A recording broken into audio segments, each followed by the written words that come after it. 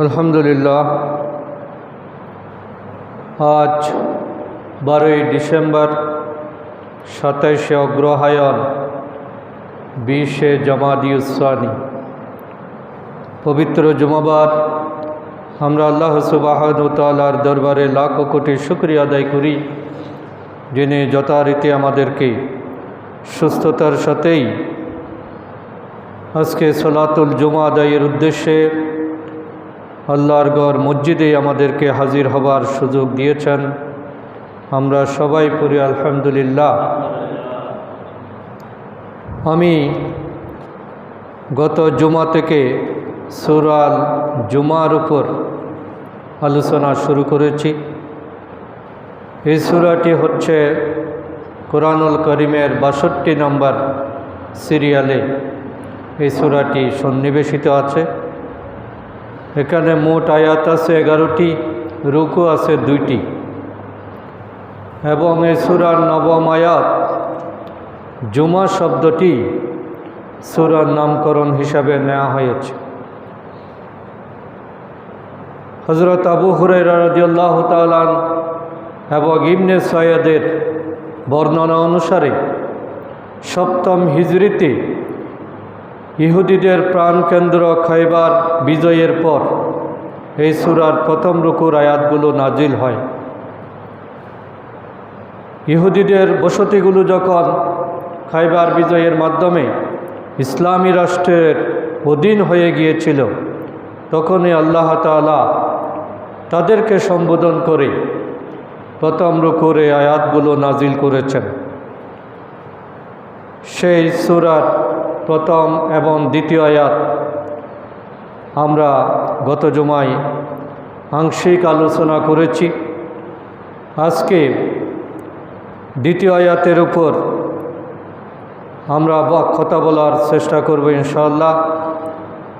আল্লাহ তাআলা এই আয়াতের মধ্যে আমাদের প্রিয় নবী মুহাম্মদুর রাসূলুল্লাহ সাল্লাল্লাহু আলাইহি ওয়াসাল্লামের আগমনের উদ্দেশ্য এবং মানব জাতির প্রতি তিনি যে দায়িত্ব পালন করেছেন, আল্লাহর কোরআন দিয়ে একটি সোনালী সমাজ উপহার দিয়েছেন। চরম জাহেল, বর্বর, মূর্খ, অসভ্য, সন্ত্রাসী, সব দিক দিয়ে পিছিয়ে পড়া একটা জাতিকে বিশ্বের সেরা জাতিতে পরিণত করেছিলেন যে কোরআনের মাধ্যমে। সেই কথাটাই আল্লাহ তাআলা এই আয়াতের মধ্যে উল্লেখ করেছেন। একই ধরনের বক্তব্য আল্লাহ কোরআনুল কারীমে আরও 3 জায়গায় বলেছেন, অর্থাৎ সর্বমোট 4টি স্থানে আল্লাহ তাআলা আল্লাহ রসুলের মৌলিক যে 4টি কাজের বর্ণনা আল্লাহ তাআলা আয়াতগুলোতে তুলে ধরেছেন। বর্তমান প্রেক্ষাপটে আমরা মনে করি, আমরা যে সমাজ পরিবর্তনের স্বপ্ন দেখি, যে দেশ গড়ার পরিকল্পনা আমরা গ্রহণ করি এবং জাতির চরিত্র সংশোধনের যে টার্গেট আমরা পোষণ করি, সবগুলোই সম্ভব যদি আমরা রাসূল সাল্লাল্লাহু আলাইহি ওয়াসাল্লামের আদর্শের দিকেই ফিরে যাই। এবং আল্লাহ রাসূল সাল্লাল্লাহু আলাইহি ওয়াসাল্লাম যে কাজগুলো বাস্তবায়ন করেছেন, এগুলো মূলত হযরত ইব্রাহিম আলাইহিস সালামের দোয়ার ফসল। রাসূল সাল্লাল্লাহু আলাইহি ওয়াসাল্লামের জন্মের 2500 বছর আগে ইব্রাহিম আলাইহিস সালাম আল্লাহর দরবারে দোয়া করেছিলেন। সেই দোয়াগুলো আমরা আজকে শোনার চেষ্টা করব। আল্লাহ তাআলা ইব্রাহিম আলাইহিস সালামকে এত বেশি ভালোবেসেছেন, তার কথাগুলোকে আল্লাহ তাআলার এত বেশি পছন্দ হয়েছে যে আল্লাহ তাআলা সেই দোয়াগুলো কোরআনুল কারীমে নিয়ে এসেছেন। কিয়ামত পর্যন্ত মানুষ সেগুলো জানতে পারবে। আজকে আমরা চেষ্টা করব সেই বিষয়গুলো আমাদের আমলের মধ্যে নেওয়ার জন্য, যে ইব্রাহিম আলাইহিস সালাম এমন একজন আল্লাহর নবী যিনি আল্লাহর কাছে যা চেয়েছেন আল্লাহ সব দোয়াই কবুল করে নিয়েছেন। এবং আমাদের নবীর আগমন এটাও হলো তার দোয়ার ধারাবাহিকতা। তিনি এরকম একজন রসুলের কামনা করেছিলেন, আল্লাহর কাছে চেয়েছিলেন, যার কারণে আমরা উম্মতে মুহাম্মদী হিসাবে সর্বশেষ রসুলের উম্মত হতে পেরেছি। আল্লাহ তাআলা সূরা আল জুমার 2 নম্বর আয়াতে রসুল সাল্লাল্লাহু আলাইহি ইসলামের দায়িত্ব সম্পর্কে উল্লেখ করতে গিয়ে বলেন, আউযু বিল্লাহি মিনাশ শাইতানির রাজীম, বিসমিল্লাহির রহমানির রহিম, হুয়াল্লাযী বা'আসা ফিল উম্মিয়িনা রাসূলাম মিনহুম ইয়াতলু আলাইহিম আয়াতিহি ওয়া ইউযাক্কিহিম ওয়া ইউআল্লিমুহুমুল কিতাবা ওয়াল হিকমা ওয়া ইন কানু মিন ক্বাবলু লাফি দালালিম মুবিন। আল্লাহ তাআলা বলছেন, হুয়াল্লাযী বা'আসা ফিল উম্মিয়িনা রাসূলাম মিনহুম, তিনি উম্মীদের মধ্য থেকে তাদের একজনকে রসুল করে পাঠিয়েছেন। ইয়াতলু আলাইহিম আয়াতিহি, যিনি তাদের কাছে তেলাওয়াত করেন তার আয়াত সমূহ। ওয়া ইউযাক্কিহিম, তাদেরকে পরিশুদ্ধ করেন। ওয়া ইউআল্লিমুহুমুল কিতাব, এবং তাদেরকে কিতাবের জ্ঞান শিক্ষা দেন, কিতাব শিক্ষা দেন। ওয়া ইউআল্লিমুহুমুল কিতাবা ওয়াল হিকমা, কিতাব এবং হিকমত আল্লাহ রসুল শিক্ষা দেন। ওয়া ইন কানু মিন ক্বাবলু লাফি দালালিম মুবিন, যদিও ইতিপূর্বে তারা স্পষ্ট পথভ্রষ্টতায় লিপ্ত ছিল। এ হচ্ছে সূরা আল জুমার 2 নম্বর আয়াতের অনুবাদ। আমরা এখন চেষ্টা করব যে ইব্রাহিম আলাইহিস সালামের দোয়ার ফসল যে আমাদের নবীর আগমন, এটা কোরআনুল করিম থেকে আমরা বোঝার চেষ্টা করব ইনশাআল্লাহ। আল্লাহ তাআলার কাছে ইব্রাহিম আলাইহিস সালাম দোয়া করেছিলেন, যে দোয়ার কথাটা আল্লাহ তাআলা সূরা আল বাকারার 129 নম্বর আয়াতে উল্লেখ করেছেন।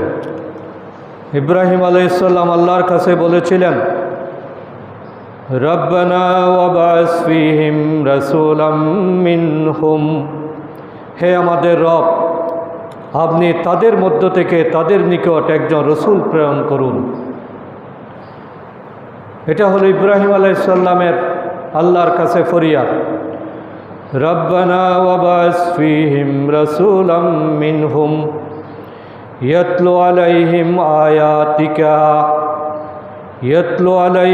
আয়াতিকা ওয়া ইউআল্লিমুহুমুল কিতাবা ওয়াল হিকমা, যিনি তাদের কাছে আপনার আয়াত তেলাওয়াত করবেন, তাদেরকে শিক্ষা দেবেন কিতাব এবং হিকমা। ওয়া ইউযাক্কিহিম, এবং তাদেরকে পরিশুদ্ধ করবেন, পবিত্র করবেন। ইন্নাকা আনতাল আজিজুল হাকীম, নিশ্চয় আপনি হলেন পরাক্রমশালী, প্রজ্ঞাময়। এটি হলো ইব্রাহিম আলাইহিস সালামের কোরআনে যে দোয়াগুলো উল্লেখ করা হয়েছে, তিনি আল্লাহর কাছে যেগুলো কামনা করেছিলেন, এটি হলো 5 নম্বর দোয়া। এবং সেই দোয়ার ফসল হচ্ছেন আমাদের নবী করিম সাল্লাল্লাহু আলাইহি সাল্লাম এর আগমন। এই সূরা বাকারার 125 থেকে 129 নম্বর আয়াতে আল্লাহ তাআলা ইব্রাহিম আলাইহিস সালাম যেগুলো কামনা করেছিলেন সেগুলো উল্লেখ করেছেন। ইব্রাহিম আলাইহিস সালামের প্রতি আল্লাহ তাআলার ভালোবাসার বড় কারণ হলো যে ইব্রাহিম আলাইহিস সালামকে আল্লাহ তাআলা যাই নির্দেশ করেছেন, কোনো নির্দেশের ব্যাপারেই তিনি কখনো আপত্তি করেননি, সময় ক্ষেপণ করেননি, তিনি কখনো গড়িমসি করেননি। আল্লাহ যখন যা বলেছেন সাথে সাথে তিনি সেটা বাস্তবায়ন করেছেন। এবং ইব্রাহিম আলাইহিসসালামের এই চরিত্রটা আল্লাহ তাআলা তুলে ধরেছেন এইভাবে, ইয ক্বালা লাহু রাব্বুহু আসলিম। স্মরণ করো যখন তাকে তার রব বললেন আসলিম, তুমি আত্মসমর্পণ করো। ইব্রাহিম আলাইহিসসালামকে যখন আল্লাহ তাআলা আত্মসমর্পণের নির্দেশ দিলেন, ক্বালা আসলামতু লিরাব্বিল আলামিন, সে সাথে সাথে বলল আমি রব্বুল আলমিনের কাছে আমি আত্মসমর্পণ করলাম।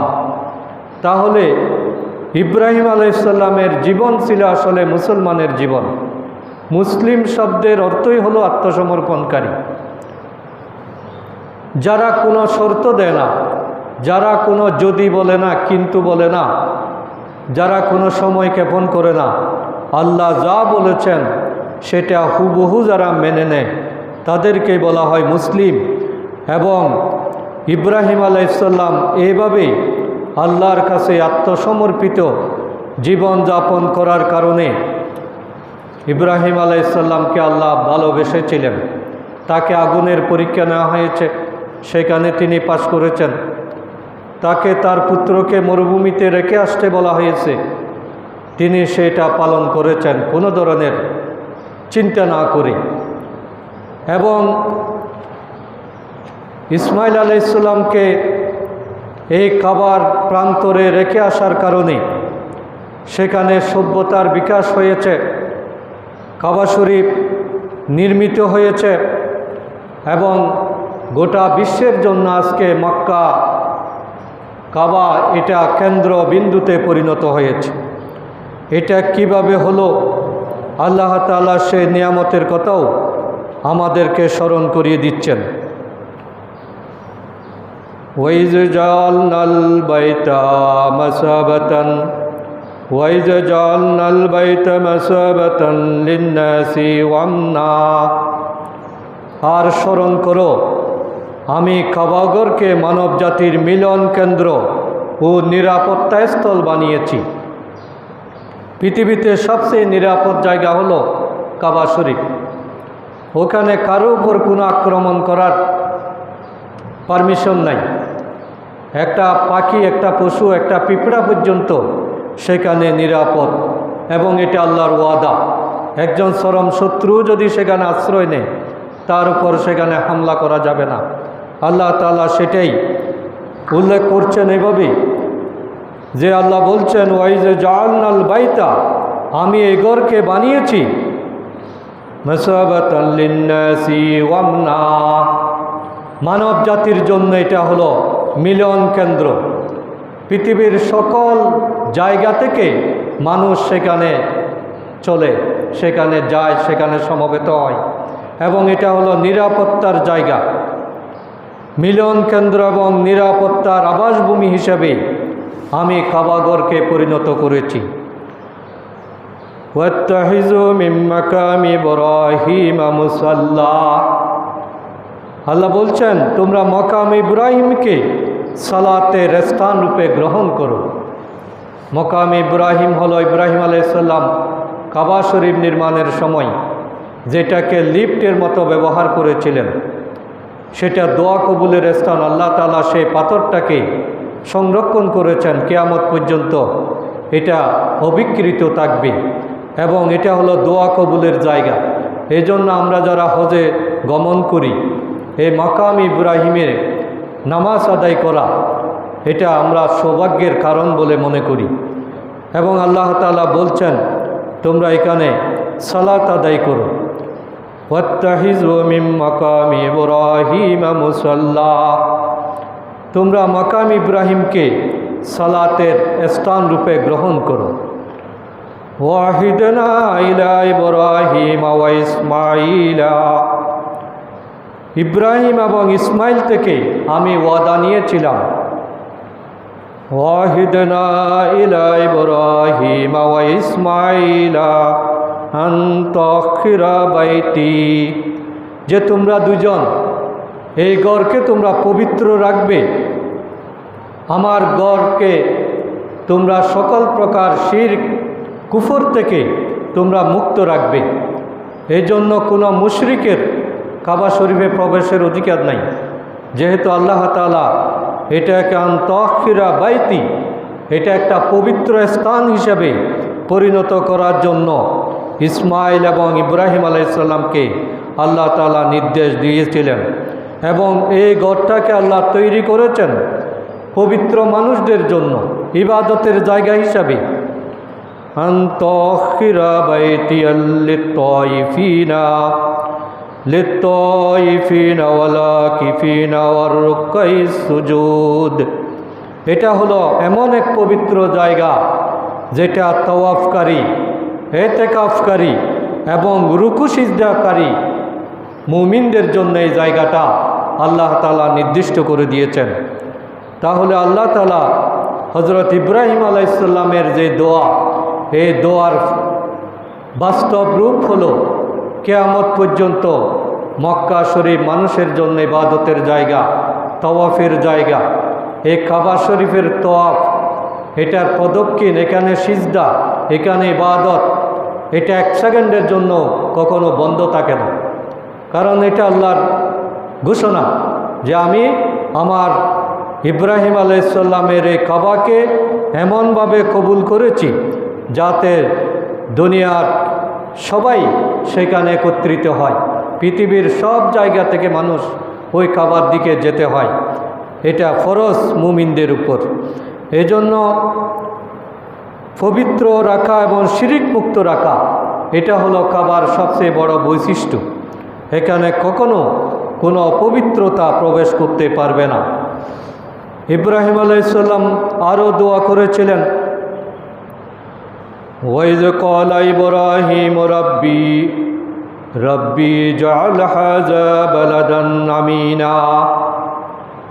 ইব্রাহিম বললেন, স্মরণ করো, আল্লাহ বললেন স্মরণ করো, যখন ইব্রাহিম বললেন ক্বালা ইব্রাহিম রব্বি জাআল হাযা বালাদান আমিনা, হে আমার রব, হে নগরীকে আপনি নিরাপদ বানিয়ে দিন। অর্থাৎ কাবা শরীফ নির্মাণের সাথে সাথে ইব্রাহিম আলাইহিস সালাম নিরাপত্তার জন্য দোয়া করলেন, এবং আল্লাহ তাআলা সেই দোয়াটাই কবুল করেছেন যে লিন্নাসি ওয়ামনা, এটা মানুষের জন্য নিরাপত্তার আবাস। ইব্রাহিম আলাইহিস সালাম ওই দোয়া করেছিলেন, রব্বি জাআল হাযা বালাদান আমিনা, যে হে আল্লাহ, আমার এই নগরী, যে আবাসভূমি আমি তৈরি করেছি, এটাকে আপনি নিরাপত্তার চাদরে আবৃত করুন। ইব্রাহিম আলাইহিস সালাম আরও বললেন, ওয়ারযুক আহলাহু মিনাস সামারাত ওয়ারযুক, হে আল্লাহ, আপনি আমাদেরকে রিজিকের ব্যবস্থা করুন। ওয়ারযুক আহলাহু মিনাস সামারাতি মান আমানা মিনহুম বিল্লাহি ওয়াল ইয়াউমিল আখির, যারা আল্লাহ এবং কিয়ামতে বিশ্বাস করে, আল্লাহ তাআলা তুমি তাদের জন্য ফলমূল দিন, তাদেরকে রিজিকের ব্যবস্থা করে দিন। ইব্রাহিম আলাইহিস সালাম দোয়া করলেন যে মক্কার এই অধিবাসী যারা এখানে আল্লাহকে মানবে, আখিরাতে বিশ্বাস করবে, যারা মুমিন, তাদের জন্যই আপনি রিজিকের ব্যবস্থা করুন, ফলমূলের ব্যবস্থা করুন। কিন্তু আল্লাহ তাআলা ইব্রাহিম আলাইহিস সালামের এই দোয়ার পরিবর্তে তিনি চেয়েছেন শুধু মুমিনের জন্য রিজিক, শুধু বিশ্বাসীদের জন্য রিজিক। কিন্তু আল্লাহ ইব্রাহিম আলাইহিস সালামের এই দোয়ার মধ্যে একটা সংশোধনী দিলেন। আল্লাহ বললেন, ক্বালা ওয়ামান কাফারা ফাউমাত্তিউহু ক্বালিলান সুম্মা আতুরুহু ইলা আযাবিন নার। আল্লাহ বললেন, যারা কুফরি করেছে আমি তাকেও কিছুদিন জীবন উপভোগ করার সুযোগ দেব। আমি রিজিকটা শুধু মুমিনদেরকে দেব এরকম না, যারা আমাকে অমান্য করে তাদেরকেও আমি কিন্তু দুনিয়াতে রিজিকের ব্যবস্থা করব। ইব্রাহিম আলাইহিস সালাম শুধু মুমিনদের জন্য রিজিক চেয়েছিলেন। আল্লাহ বললেন তোমার এই দোয়া সঠিক না। তিনি এভাবে যদি ইব্রাহিম আলাইহিস সালামের দোয়াটা যদি হুবহু কবুল করতেন তাহলে কোনো কাফের পৃথিবীতে বেঁচে থাকতো না। এখান থেকে আমরা দেখতে পাই যে মানুষের যে সীমাবদ্ধতা, ইব্রাহিম আলাইহিস সালাম যেহেতু মানুষ, তিনি সৃষ্টি, এই জন্য তিনি তার সীমাবদ্ধতার জায়গা থেকে আল্লাহর কাছে চেয়েছেন। কিন্তু আল্লাহ যেহেতু সকল প্রাণীর স্রষ্টা, এই জন্য আল্লাহ তাআলা সৃষ্টির কথা অনুযায়ী সবগুলো যে কবুল করবেন তা না। আল্লাহ তার নিজস্ব ক্ষমতা দিয়ে, গুণাবলী দিয়ে, রহমত দিয়ে মানব জাতিকে এবং পুরো বিশ্বজগৎকে তিনি বাঁচিয়ে রাখার ব্যবস্থা করেন। এই জন্য তিনি বলছেন যে আল্লাহ জবাব দিলেন, ক্বালা ওয়া মান কাফারা ফাউমাত্তিউহু কালিলান, আমি তাদেরকে সামান্য কিছু দিব, পৃথিবীতে তাদেরকে আমি একটু সুযোগ দেব, রিজিক তাদের জন্য থাকবে, তাদের জমিতেও ফসল হবে, তাদের জায়গাতেও বৃষ্টি হবে, তারাও আল্লাহর নিয়ামতের অধিকারী হবে যারা আমাকে অমান্য করে, আমাকে অস্বীকার করে। সুম্মা তুররুহু ইলা আযাবিন নার, কিন্তু পরিণাম হলো তাদেরকে আগুনের শাস্তি ভোগ করতে হবে। দুনিয়াতে হয়তো তারা সুযোগ সুবিধা পেল, তারা ক্ষমতা পেল, তারা সম্পদ পেল, তারা বিভিন্ন দুনিয়াবি অনেক সুযোগ সুবিধার অধিকারী হলো, কিন্তু আল্লাহর ওয়াদা হলো এগুলো শুধু দুনিয়া করার জন্য, দুনিয়াতে বেঁচে থাকার জন্য। কিন্তু ইলা আযাবিন নার, তাদেরকে শেষ পর্যন্ত দুজকের মুখোমুখি হতে হবে, আগুনের মুখোমুখি তাদেরকে হতে হবে। বেঈমানদের জন্য কোনো পুরস্কার নেই।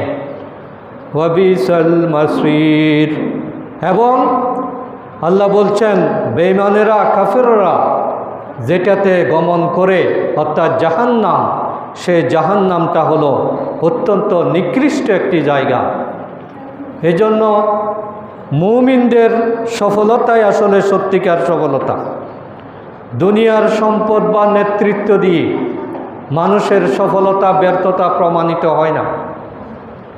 আল্লাহ যদি জাহান্নাম থেকে আমাদেরকে বাঁচিয়ে দেন, দুজকের আগুন থেকে যদি আমাদেরকে হেফাজত করেন, দুনিয়াতে কষ্ট হলেও এটাই আসলে আমাদের জীবনের সত্যিকার সফলতা। এই জন্য ইব্রাহিম আলাইহিস সালাম শুধু মুমিনদের জন্য রিজিকের দোয়া করেছিলেন, কিন্তু আল্লাহ বললেন আমি কাফেরদেরকেও রিজিকের ব্যবস্থা করব, দুনিয়াতে তাদেরকেও সম্পদশালী করব। কিন্তু মুমিন এবং কাফেরের প্রাপ্তি হলো, মুমিনেরা দুনিয়াতে রিজিকেও পাবে, আখিরাতে তারা জান্নাতের পুরস্কার পাবে। আর কাফেররা দুনিয়াতে রিজিক পাবে, সম্পদ পাবে, ক্ষমতা পাবে, কিন্তু পরিণাম হলো তাদেরকে আগুনের মুখোমুখি হতে হবে। আল্লাহ তাআলা আরও বলছেন, ওয়াইজ ইয়ারফাউ ইব্রাহিমুল কওয়াইদা মিনাল বাইত, স্মরণ করো যখন ইব্রাহিম এবং ইসমাইল কাবাগরের ভিত্তি স্থাপন করছিল। ওয়াইজ ইয়ারফাউ ইব্রাহিমুল কওয়াইদা মিনাল বাইতি ওয়া ইসমাইল, অর্থাৎ পিতা পুত্র একসাথে মিলে কাবাগর যখন নির্মাণ করছিল, তখন এই নির্মাণ কাজ চলাকালীন তারা কিন্তু আল্লাহকে ভুলে যায়নি। তারা আল্লাহর ঘর নির্মাণ করতেছে, কিন্তু সাথে সাথে আল্লাহর কাছে দোয়া করে, রব্বানা তাকাব্বাল মিন্না, হে আমাদের রব, আমরা যে কাজটা করতেছি, যে ভবনটা আমরা বানাচ্ছি, যে ঘরটা আমরা তৈরি করছি, আল্লাহ তুমি এটাকে তোমার পক্ষ থেকে কবুল করে নাও। তুমি যদি কবুল করো তাহলেই আমাদের এই শ্রমটা সার্থক। রব্বানা তাকাব্বাল মিন্না, হে আল্লাহ, হে আমাদের রব, আমাদের পক্ষ থেকে আপনি এই কাজটা কবুল করে নিন। ইন্নাকা আনতাস সামিউল আলিম, কারণ আপনি হলেন সব শুনেন, সব জানেন, আপনার কোনো কিছু অজানা নেই। আমরা কি উদ্দেশ্যে এই ঘর নির্মাণ করছি? আমরা কি নিজেদেরকে প্রতিষ্ঠিত করার জন্য নাকি আল্লাহর দ্বীনকে প্রতিষ্ঠিত করার জন্য? এটা আপনিই ভালো জানেন, আপনিই ভালো বুঝেন। এই জন্য আমাদের এই ঘরকে আপনি কবুল করে নেন। তাহলে কাবাঘর নির্মাণের রাজমিস্ত্রি ছিলেন হজরত ইব্রাহিম আলাইহিসসালাম, আর সহকারী ছিলেন তার পুত্র ইসমাইল আলাইহিসসালাম। তারা উভয়েই কাজ করছিলেন আর আল্লাহর কাছে দোয়া করছিলেন। এখান থেকে আমরা যারা শ্রমিক, আমরা যারা বিভিন্ন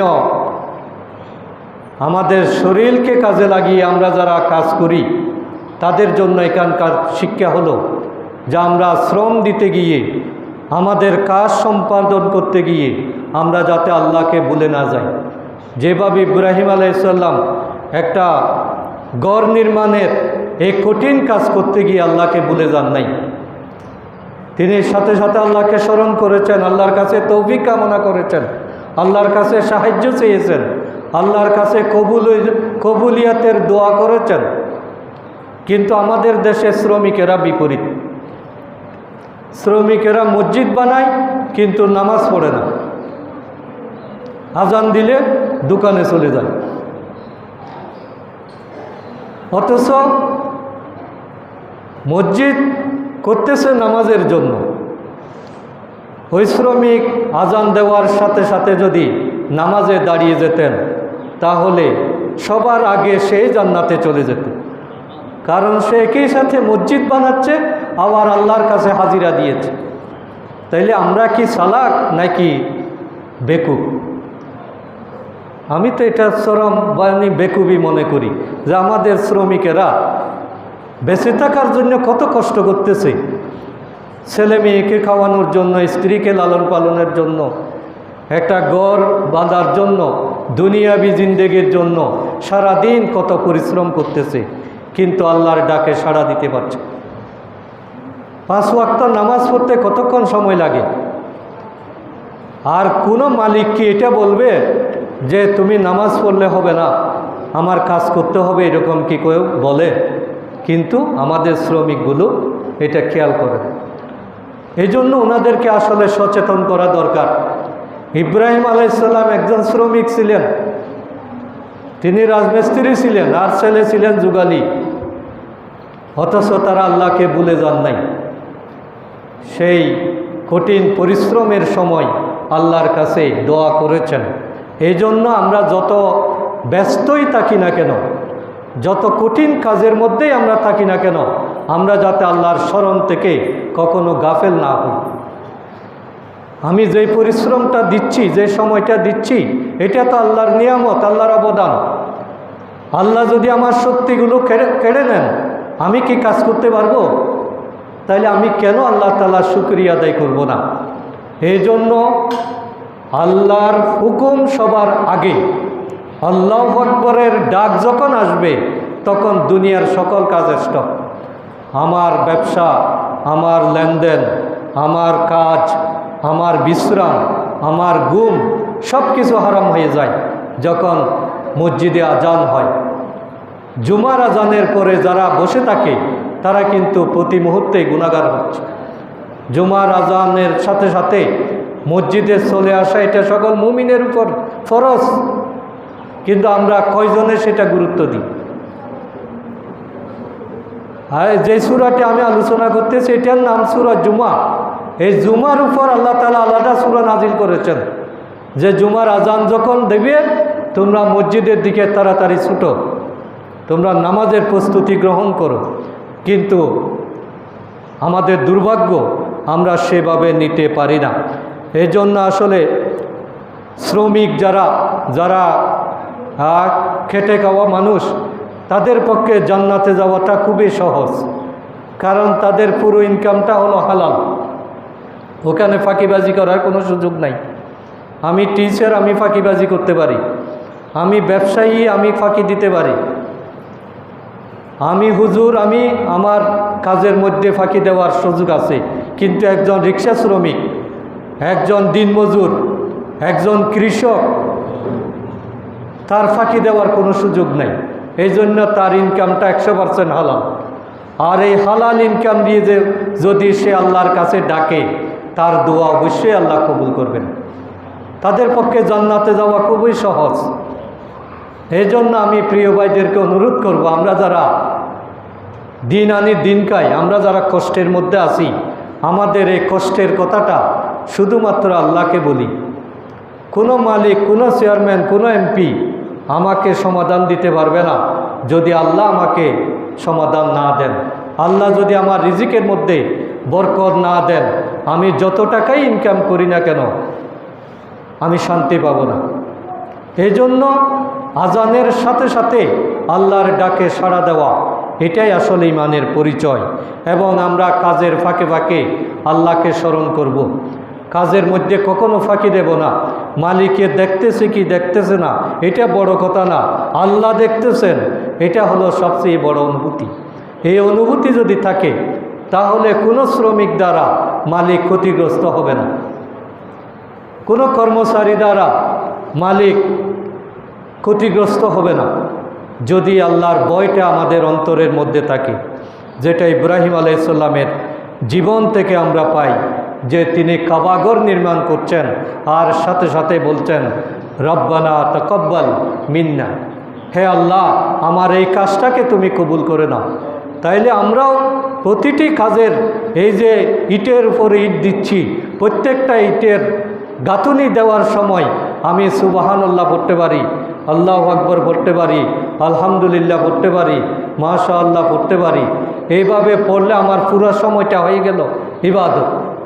অথচ আমরা বিভিন্ন গান শুনি, আজে বাজে কথা বলি, গালাগালি করি, তারপরে আরেকজনের দোষ বর্ণনা করি। এগুলোর মধ্যে তো আসলে কোনো কল্যাণ নাই। আমরা চাইলে আমাদের 24 ঘন্টা সময়টাকে ইবাদতে পরিণত করতে পারি। আমাদের ইবাদতগুলো শুধু নষ্ট হয়ে যাচ্ছে আরেকজনের দিকে খেয়াল করার কারণে। আমি যতটুকু না নিজেকে নিয়ে চিন্তিত, তার চেয়ে বেশি চিন্তিত আরেকজনে কি করে, কি বলে, কোথায় যায়, কি খায়, কেমনে চলে, পরিবারের অবস্থা কি, এইগুলো চিন্তা করতে করতে আমার জীবন শেষ। অথচ আমি চিন্তা করি না যে আমার কি পরিণতি আল্লাহ রেখেছেন। এই জন্য আমরা নিজেকে নিয়ে সব সময় চিন্তা করব। ইব্রাহিম আলাইহিস সালামের আরেকটা দোয়া আল্লাহ তাআলা এখানে উল্লেখ করেছেন, রব্বানা ওয়াজআলনা মুসলিমাইন লাক, হে আমাদের রব আমাদের উভয়কে আপনার অনুগত বানিয়ে দিন, মুসলিম বানিয়ে দিন। ইব্রাহিম আলাইহিস সালাম আল্লাহর কাছে দোয়া করেছিলেন ওয়াজআলনা মুসলিমাইন লাক, আমাদের উভয়কে মানে পুত্রকে ইসমাইল আলাইহিস সালামের জন্য ইব্রাহিম আলাইহিস সালাম দোয়া করেছেন। তাইলে ছেলের জন্য দোয়া করা, বাবার পক্ষ থেকে ছেলের জন্য দোয়া করা, এটা সুন্নত, এটাই নবীদের বৈশিষ্ট্য। আমরা আমাদের মুনাজাতে সবসময় যাতে আমাদের সন্তানদের কথা স্মরণ করি, তাদের জন্য যাতে আল্লাহকে বলি ওয়া মিন যুররিয়াতিনা উম্মাতান মুসলিমাতান লাক, এবং আমাদের বংশধর থেকে এক অনুগত জাতি সৃষ্টি করুন। ইব্রাহিম আলাইহিস সালাম দোয়া করলেন যে আমাদের উভয়কে আপনি মুসলিম বানান, অনুগত বানান, এবং আমাদের মধ্য থেকে যারা পৃথিবীতে আগমন করবে সবাই যাতে আপনার ইবাদত গুজার হয়, মুসলিম হয়, অনুগত হয়, আল্লাহ তাআলা সেইভাবেই আমাদেরকে সৃষ্টি করেন। ওয়ারিনা মানাসিকানা ওয়া তুব আলাইনা, হ্যাঁ আমাদের ইবাদতের নিয়ম পদ্ধতি দেখিয়ে দিন। কাবা শরীফ নির্মাণ করার পরে আল্লাহ তাআলা সেটা প্রদক্ষিণ করার হুকুম দিলেন। হজের যে নিয়ম কানুন, এটার জন্য ইব্রাহিম আলাইহিস সালাম দোয়া করলেন ওয়ারিনা মানাসিকানা ওয়া তুব আলাইনা, আমাদের ইবাদতের নিয়ম পদ্ধতি আপনি দেখিয়ে দিন এবং আমাদেরকে ক্ষমা করুন। ইন্নাকা আনতাত তাওয়াবুর রহিম, নিশ্চয় আপনি হলেন তওবা কবুলকারী, অসীম দয়ালু। তাহলে এই হচ্ছে ইব্রাহিম আলাইহিস সালাম, যাকে আমরা জাতির পিতা বলি। সেই জাতির পিতা আমাদের জন্য আদর্শ রেখে গিয়েছেন। সেই আদর্শ হলো আল্লাহর হুকুমের কাছে নিজেকে সারেন্ডার করা। মুসলিম শব্দের অর্থই হলো আত্মসমর্পণকারী। ইসলাম মানে হলো আত্মসমর্পণ করা। নিজের আয়ত্তে রাখলে হবে না, আল্লাহ কি বলেন সেটাই খেয়াল করা, এটার অর্থই হলো মুসলিম। ইজ ক্বালা লাহু রাব্বুহু আসলিম, ইব্রাহিমকে যখন আল্লাহ বললেন, ইব্রাহিম তুমি আত্মসমর্পণ করো, তুমি মুসলমান হয়ে যাও, তুমি আমি কি বলি সেটা চিন্তা করো, সেটা বাস্তবায়ন করো। ক্বালা আসলামতু লিরাব্বিল আলামিন, ইব্রাহিম আলাইহিস সালাম সাথে সাথেই বললেন আমি মেনে নিলাম, আমি সেটা অনুসরণ করলাম। আমার রব গোটা বিশ্বজগতের পালনকর্তা রব্বুল আলামিন আমাকে যেটাই হুকুম করবেন এটাই আমি মেনে নেব। এই ব্যাপারে আমি কখনো চিন্তা করব না, কালক্ষেপণ করব না, অবহেলা করব না, অসতর্ক হব না। এটাই আমার বৈশিষ্ট্য। ইব্রাহিম আলাইহিস সালাম এভাবে তার পুরো জিন্দেগিতে আল্লাহর হুকুম পালন করে আল্লাহর প্রিয় পাত্র হয়েছেন। তাই আজকেও আমরা যদি আল্লাহর কাছাকাছি যেতে চাই, আল্লাহর ভালোবাসা পেতে চাই, তাহলে আল্লাহ যেগুলো আমাদেরকে দায়িত্ব দিয়েছেন, হুকুম করেছেন, সেগুলো বাস্তবায়নের জন্য আমাদের চেষ্টা করতে হবে। বিশেষ করে নামাজের বিষয়টা আমাদের জন্য অত্যন্ত গুরুত্বপূর্ণ। এখন শীতকাল এসেছে, এই শীতকালটাকে বলা হয় মুমিনের জন্য বসন্তকাল। কারণ শীতকালে আল্লাহর কাছে যাওয়ার সহজ বেশি, রাত অনেক বড়। আপনি শেষ রাতে উঠে কমপক্ষে 2 রাকাত 4 রাকাত আল্লাহর কাছে ধর্ণা দেন, কান্নাকাটি করেন, একটু চোখের পানি ফেলেন, 2টা সিজদা দেন, আল্লাহ তাআলার কাছে কি বলেন, আপনার জীবনের যা সমস্যা ওখানেই বলেন। কোনো ব্যক্তির কাছে, কোনো এমপির কাছে, মন্ত্রীর কাছে, কোনো হুজুরের কাছে আপনার সমস্যা বলার দরকার নাই। সমস্যা সমাধানের ক্ষমতা যার হাতে তাকেই আপনি বলেন। এবং আল্লাহ বলছেন শেষ রাতে আমি দেওয়ার জন্য প্রস্তুত থাকি, তোমরা বলতে দেরি, আমি কবুল করতে দেরি নেই। শেষ রাতের কোনো মুনাজাত, কোনো দোয়া, কোনো প্রার্থনা আল্লাহ ফেরত দেন না। তা আমরা কেন পারবো না? ঘুম তো সারা জীবনেই যাবেন। আপনি 30 মিনিট কম ঘুমান, 5:30টার দিকে আজান হয়, 5:10 আজান হয়, আপনি 4:30টার দিকে উঠেন, উঠে অন্তরপক্ষে 20 মিনিট 25 মিনিট একটু ইবাদত করেন, আল্লাহকে বলেন, একটু চোখের পানি ফেলেন। শেষ রাতে উঠার অভ্যাস যদি থাকে, আমরা আল্লাহর কাছাকাছি যেতে পারবো, গুনাহ থেকে বাঁচতে পারবো। আল্লাহ তাআলা ওই বান্দাদেরকেই এই সুযোগটা দেন যারা আল্লাহর প্রিয়। আপনি আল্লাহর প্রিয় কিনা, আল্লাহ আপনাকে ভালোবাসেন কিনা, আল্লাহর ভালোবাসার তালিকায় আপনার নাম আছে কিনা, এটা বোঝার উপায় হলো শেষ রাতে আপনি উঠতে পারেন কিনা। এটা আমরা চেষ্টা করি। নফল রোজা রাখার এখন সুযোগ আছে, দিন ছোট। তারপরে আমরা 5 ওয়াক্ত নামাজ আজানের সাথে সাথে মসজিদে চলে আসার চেষ্টা করব। এটা একদম অবহেলা করব না। ফজর দিয়ে আমাদের জীবন শুরু হবে, দিন শুরু হবে, এশারের নামাজ দিয়ে দিনের কার্যক্রম শেষ হবে। রাত্রে যত তাড়াতাড়ি সম্ভব ঘুমানোর চেষ্টা করেন। এটা ইনকামের জন্যও ভালো, স্বাস্থ্যের জন্যও ভালো, আপনার ভাগ্য পরিবর্তনের জন্য এটা হলো হাতিয়ার। রাসূল সাল্লাল্লাহু আলাইহি ইসলামের সুন্নত হলো তাড়াতাড়ি ঘুমিয়ে যাওয়া আর শেষ রাতে উঠা। আমরা এটা প্র্যাকটিস করার চেষ্টা করি। আল্লাহর কাছে না গেলে, আল্লাহর প্রিয় বান্দা না হলে আমরা কখনো আমাদের সমস্যার সমাধান করতে পারবো না। এই জন্য সমস্যা সমাধানের ক্ষমতা যার হাতে আছে তার কাছেই আমরা বলি। তার কাছে বলার জন্য মিনিমাম ফরজ ইবাদত এটা বাদ দেওয়া যাবে না। আমি যদি ফরজ নামাজ ত্যাগ করি, আল্লাহর সাথে আমার সম্পর্ক থাকবে না। এই জন্য আমরা এটা চেষ্টা করি। আল্লাহ তাআলা আমাদের সকলকে কবুল করুন। আসসালামু আলাইকুম ওয়া রাহমাতুল্লাহ।